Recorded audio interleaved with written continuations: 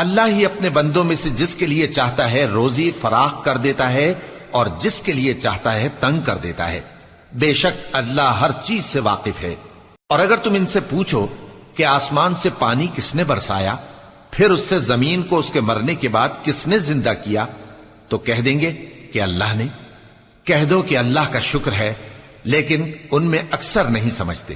اور یہ دنیا کی زندگی تو صرف کھیل اور تماشا ہے، اور ہمیشہ کی زندگی کا مقام تو آخرت کا گھر ہے۔ کاش یہ لوگ سمجھتے۔ پھر جب یہ کشتی میں سوار ہوتے ہیں تو اللہ کو پکارتے، خالص کرتے ہوئے اسی کے لیے اطاعت کو، لیکن جب وہ ان کو نجات دے کر خشکی پر پہنچا دیتا ہے تو جھٹ شرک کرنے لگ جاتے ہیں، تاکہ جو ہم نے ان کو بخشا ہے اس کی ناشکری کریں اور فائدہ اٹھائیں۔ سو خیر عنقریب ان کو معلوم ہو جائے گا۔